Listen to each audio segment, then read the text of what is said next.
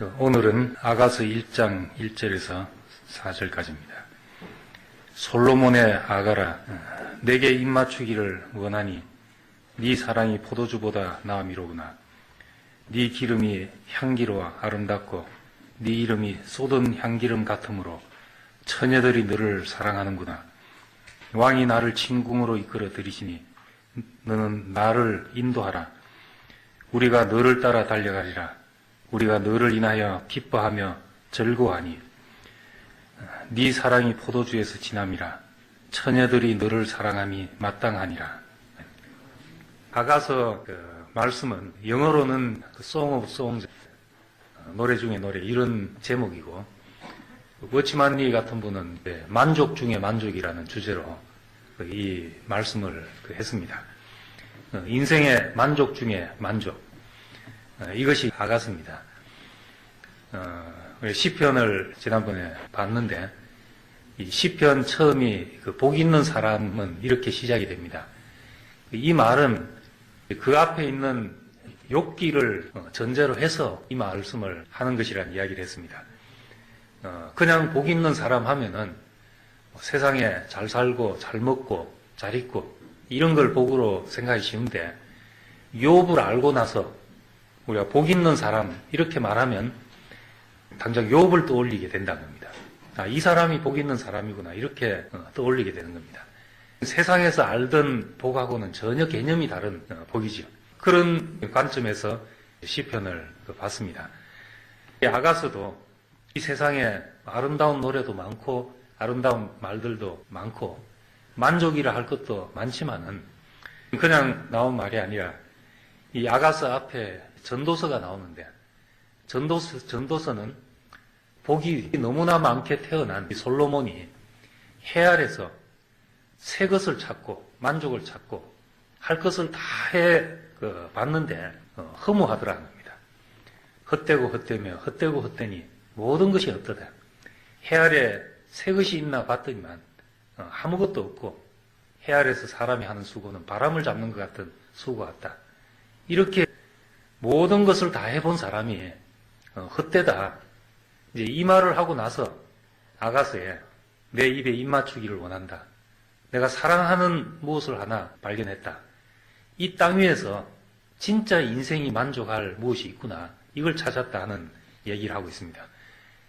이 아가서를 쓰는 것은 이전에 내가 좋아했던 것, 사랑했던 것, 만족스럽다고 했던 것은 솔로몬의 전도서와 함께 바람을 잡는 것처럼 그냥 날려버리고 하나님이 제시하는 참 만족, 진짜 우리 인생이 사랑할 만한 무엇을 이 속에서 이제 보기를 원하는 것입니다.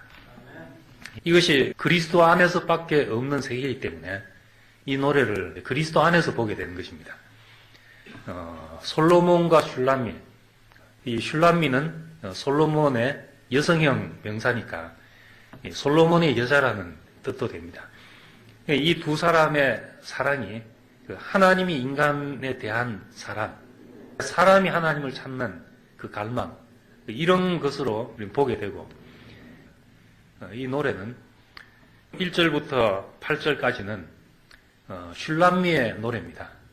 슐람미가 왕의 사랑을 찾아서 노래하는 것이고, 그 다음에 9절부터는 솔로몬의 노래고, 이런 식으로 반복이 되어 있으니까 일방적인 사랑이 아니라 하나님이 우리를 사랑하고 찾고 갈망하고 그와 함께 우리가 그 영원한 사랑에 대해서 반응하고, 이것이 어우러진 사랑이니까 아가서 짝사랑이 아니죠.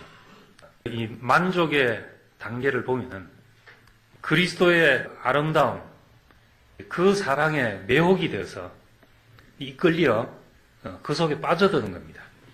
사랑하면 매료되게 돼 있고, 매료되면 푹 빠져서 자기 인생을 던지게 됩니다. 빠져들지 않고는 이 사랑을 알 수가 없죠. 사랑을 관찰하는 사람도 있습니다. 관찰자의 지식, 이걸 가지고는 안다고 할 수가 없고, 참여자의 경험, 맛보아 아는 것, 이것이 참으로 아는 것이죠. 그래서 성경의 언어들은 전부 경험에서 나오는 주관적인 언어들입니다. 하나님의 말씀은 시편에 있는 말씀대로 내가 맛봐서 알 수 있는 것이지 내가 관찰해서 알 수 있는 것이 아닌 겁니다. 예수님도 하나님을 연구해서 안 분이 아니고 주변의 사람들의 표현에 의하면 마치 아버지의 품속에 있다가 나온 사람 같다. 이렇게 말한 겁니다. 아버지 품속에 있다 나온 사람처럼 그렇게 하나님을 말하는 사람이구나.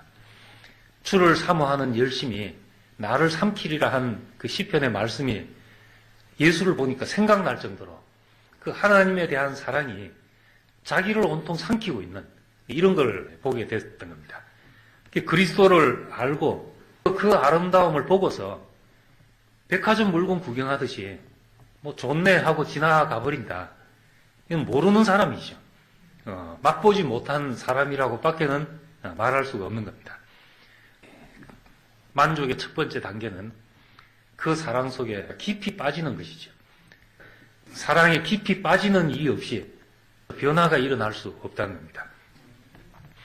두 번째 단계는 사랑에 깊이 빠진 자만 자아로부터 구출이 됩니다. 사랑에 빠지지 않으면 자기밖에 없는 사람, 나를 지키고 나를 보호하고 나를 유지하고 어떻게 하든 내가 살려고 발버둥치고 이것이 불행의 시작입니다.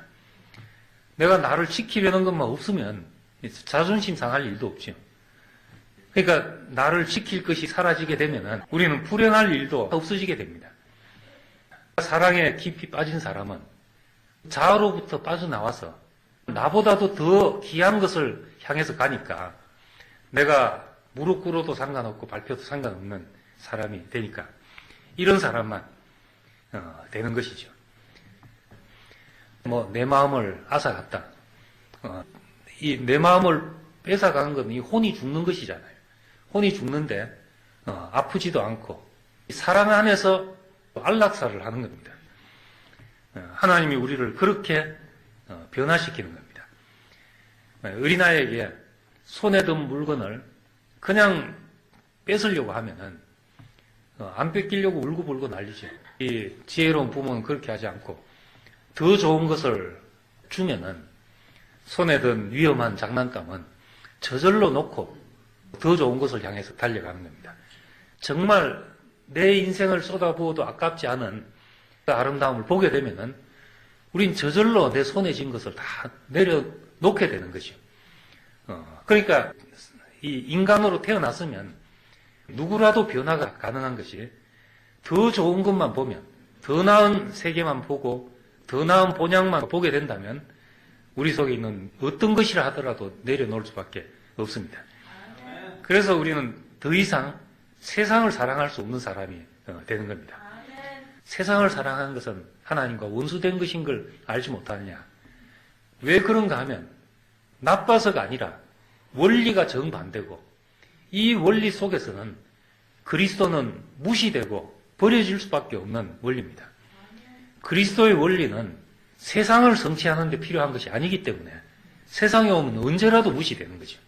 지금 예수님이 다시 오신다 하더라도 이 세상 속에 온다면은 또 버려질 수밖에 없는 겁니다. 이 그리스도는 하나님의 나라를 건축하는 재료니까 하나님의 나라가 있어야 이것이 존귀함을 받는 거죠. 하나님이 우리 눈을 밝게 열어서 하나님이 우리 앞에 제시한 이 한 인격의 아름다움을 보게 되면은 그 사랑 속에 빠져들고 더 이상 내 자아에 매여 있지 않게 되고 자아로부터 해방되고 세상으로부터 해방돼서 부활 안에 삶이 열리게 된 겁니다. 휘장을 열고 지성소 안에 들어가듯이 아가서의 표현대로 왕의 침궁으로 이끌림을 받아서 거기서 아무도 모르는 하나님과 우리만의 사랑을 누리게 되는 거죠. 이건 밖에서 봐서 모를 일이라는 겁니다.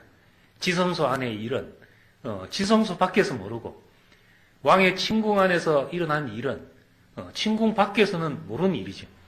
이전의 세계에서는 생각지도 못했던, 보지도 못했던, 우리가 상상할 수 없었던 만족 중의 만족이 여기서 열려지게 되는 것입니다. 1절에 내게 입맞추기를 원하니 내 사랑이 포도주보다 낫다. 사랑한다는 확실한 표시가 입맞춤이라 그래요.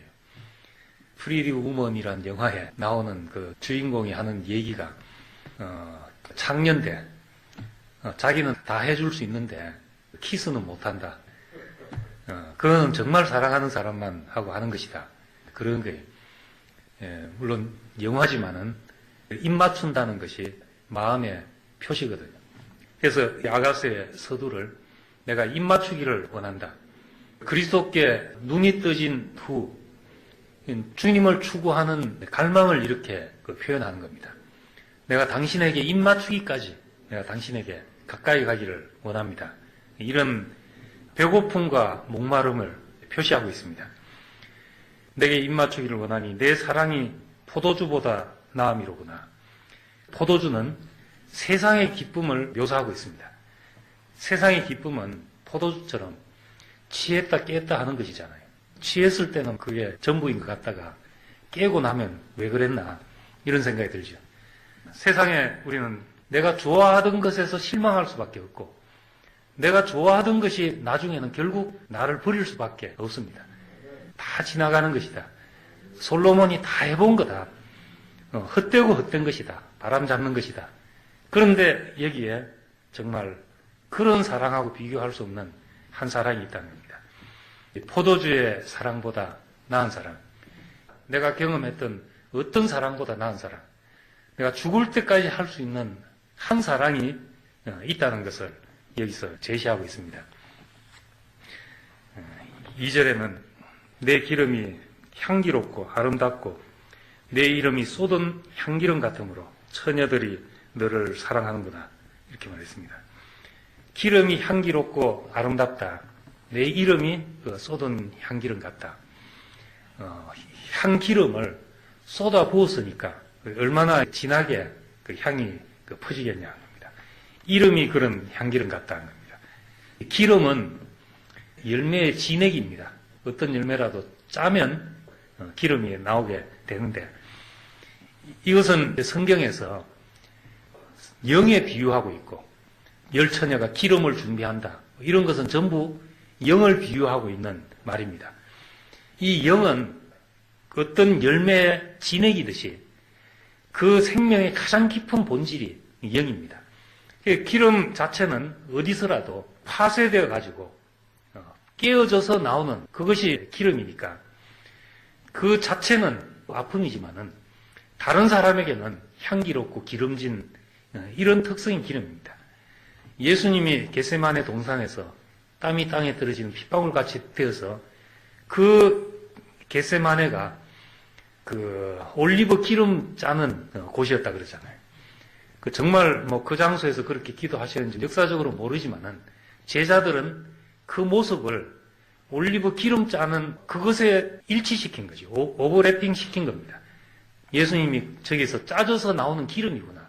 거기서 나온 기름이 내 원대로 마옵시고 아버지 원대로 하시옵소서. 이것이 진한 향기름 같이 우리에게 부어지는 겁니다. 이 기름은 생명의 진수니까 내 이름이 향기름 같다. 내가 다른 사람에게 묘사될 때 정말 뭘로 묘사되는가? 깊은 속에 내 향기가 묘사된다. 이럴 때 얼마나 아름다운 것이 되겠으며 사람을 살리는 것이 되겠냐는 거죠. 우리가 묘사돼 봐야 탁구 잘 친다, 장기 잘 둔다, 옷 잘 입는다 이런 걸로 묘사돼 봐야 우리 깊은 속이 얼마나 슬프겠어요. 그런데 내 이름이 쏟은 향기름 같다. 그분에 대한 묘사는 깊은 속을 열어서 나오는 묘사 같다는 겁니다. 그래서 예수에 대한 묘사, 성경에 보면은 이것이 쏟은 향기름이거든요. 그 이름은 충신과 진실이라. 그것은 기름틀에 짜져서 나오는 그게 이름이죠. 뚜껑이 열리니까 진한 향기름이 나오더라. 이런 맛을 볼 수 있는 사람. 이것이 슐람미가 찾고 있는 사랑이었습니다. 내 이름이 쏟은 향기름 같다. 그 사람에 대해서 묘사할수록 깊은 속이 향기처럼 기름처럼 우리를 윤택케 하고 살리는 것이 된다. 호랑이는 뭘 남기지만 사람은 이름을 남긴다고. 사람이 가죽 남겨서 뭐 하겠어요. 남는 거는 그 사람이 어떻게 살았다는 이름이잖아요. 영웅 한 사람이 나온 데는 영웅이 그냥 나온 게 아니거든요. 마음 좋은 사람은 영웅이 될 수가 없습니다. 사람은 뭔가 두려움이 있는데 이 두려움은 더 큰 두려움 앞에서 적은 두려움이 없어지거든요. 그래서 이 세상에 나타나는 카리스마는 두려움을 가지고 나타나야 되는 거죠. 사람 몇 사람은 그냥 눈 하나 깜짝 않고 죽일 수 있어야 그 사람 밑에서 두려워하고 그 사람 밑에서 움직이는 것이니까 이 세상에 어떤 영웅으로 이름을 남긴다는 것은 얼마나 많은 사람이 희생이 됐겠냐는 거죠. 이 세상의 이름 속에서 전부 기죽고 열등감 느끼고 희생되고 이런 것밖에 없는데 예수의 이름, 그의 속이 나타나서 우리에게 내지는 그 향기, 이건 사람을 살리는 향기고 사람을 윤택케 하는 향기니까 그 안에서 모든 사람이 살아날 수 있다. 이분의 아름다운 향기를 맡으면 주님의 십자가에 못 박히신 분의 그 향기, 거기서 나오는 그 쏟아진 향기름을 맡으면 살아나지 않을 사람이 없다. 이게 우리의 믿음이고 그래서 우리가 복음을 전파하게 되는 것입니다. 깨어져서 나오는 쏟은 향기름, 이 냄새를 맡는 자마다 살아날 것이고 이 냄새가 사람을 살리는 향기라는 겁니다. 자신이 깨져서 다른 사람을 살리는 것. 처녀들이 사랑할 수밖에 없다. 어찌 사랑하지 않을 수가 있냐. 처녀는 기다리는 사람이잖아요. 영어로 미스가 결혼 안 했다는 뜻도 있고 모자란 뜻도 있고 기다린다는 뜻도 있으니까 우린 다 주님 앞에서 미스죠. 주님 앞에서 우린 기다리는 사람이고 모자라는 사람이고 그가 와야만 내가 미스가 아닌 사람이 되는 것이고 다 처녀로서 주님을 기다리고 있는 사람입니다. 잘못 만나면 팔자 망치는 거죠. 쏟은 향기름 같은 아름다운 주님을 만날 때 인생은 거기서 살아나고 만족 중에 만족이 여기서 시작이 되는 겁니다. 4절에 왕이 나를 침궁으로 이끌어 들이시니 너는 나를 인도하라. 우리가 너를 따라 달려가리라. 나를 침궁으로 인도한다. 둘만의 자리, 그 은밀한 자리, 하나 되는 자리, 에덴 동산, 지금은 화영검으로 가려져 있는 그 에덴 동산이 원래는 뭐 하는 곳이었는가? 이러므로 남자가 부모를 떠나 여자와 합하여 한 몸을 이룰지로다. 둘이 합하여 한 몸을 이룰지로다. 벌거벗었으나 부끄럽지 않다. 이게 하나님과 사람의 침궁이잖아요. 이곳에서 내가 벌거벗어도 부끄럽지 않은 당신의 아름다움 앞에서 내가 무장해제가 되는 이 침궁 안으로 내가 들어간다. 이게 부활의 생활이고 오늘날 그 교회 생활이죠. 그래서 지금까지 우리가 세상에서 만족을 맛봤다 하지만은 그게 만족이었다면 이 사랑은 만족 중에 만족이고 이 사랑을 맛본 사람은 세상을 사랑할 수가 없는 사람이 된다는 겁니다. 진짜 아름다움을 보고 나서 어떻게 꾸며 만든 아름다움을 보겠냐는 거죠. 진짜 다이아 차고 다니던 사람이 어찌 가짜 다이아를 차고 다닐 수가 있냐는 겁니다. 죽을 때까지 내가 사랑할 수 있는가? 쏟은 향기름 같은 이 인격, 이것밖에 없구나. 모든 것이 흠으로 돌아간 다음에 우리 인생이 찾은 한 영원한 사랑인 겁니다. 우리가 야가서를 보면서 깨져서 나오는, 짜여져서 나온 기름처럼 쏟은 향기름 같은 그 아름다움이 우리의 온몸을 적셔서 우리가 그 사랑 안으로 매료되고 자아에서 해방되고 세상으로부터 해방되어 살게 되기를 원합니다. 기도드리겠습니다. 주의 사랑을 감사드립니다. 이 세상에 눈이 어두워서 세상을 짝하여 살던 그럴 수밖에 없는 사람들이었는데 이제 우리 앞에 참 노래 중에 노래, 만족 중에 만족, 사랑 가운데 참 사랑을 우리에게 보이셔서 우리 인생이 그 쏟은 향기름 같이 그 사랑 앞에 쏟아지게 하시고 내 일생을 사로잡아 그 한 목표를 향하여 달려가는 사람이 되기를 원합니다. 우리 앞에 이렇게 그 아름다운 사랑으로 나타나시고 자신을 제시하셔서 우리를 하나님의 친구 안으로 이끄신 주님께 감사드립니다. 예수님 이름으로 기도드립니다. 아멘.